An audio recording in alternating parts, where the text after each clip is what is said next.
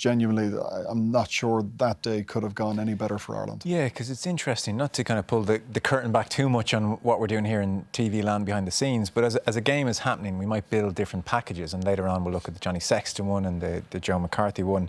And we had started off grabbing a few clips which were broadly under the umbrella of sloppy Ireland.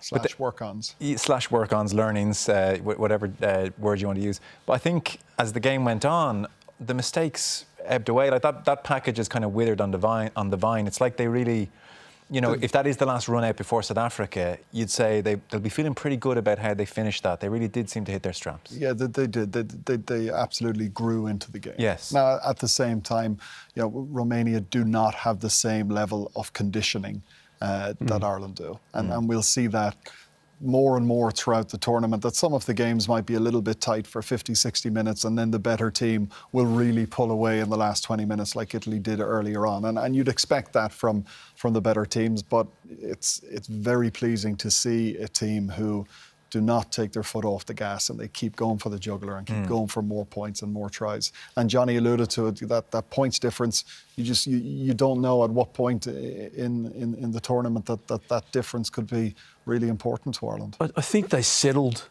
down as well. Like even last night when New Zealand and France played, you could see the nerves. Like it's a World Cup. And for most players, they only play one World Cup. And this is the day.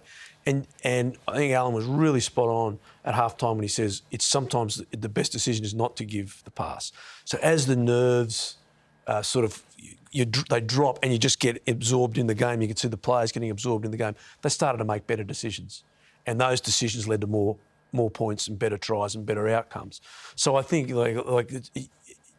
like all of World Cups, that first one is, thank God that's over. Yeah. Let's get to the next one. We're now in the process of the competition. And I think, hasten to add, there's a lot of World Cup debutants there. I think the one thing probably missing from a performance element was the opportunity to have to defend for long phases, because you know at some point that's going to happen. You'd rather experience that early on, so then you can plug the gap and work on it in training.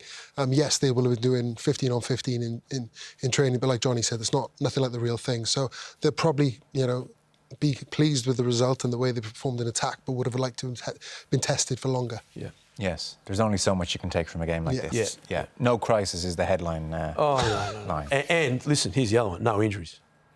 No injuries. Yeah, we got through that. Like everyone looks in good shape. There's no one, holding an arm or a hamstring.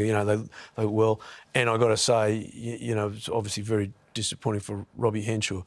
I thought Bundyaki was absolutely outstanding today. Absolutely outstanding. I know nothing against Per O'Mahony or anyone else in the team, but I thought he was the man of the match for Ireland, for sure.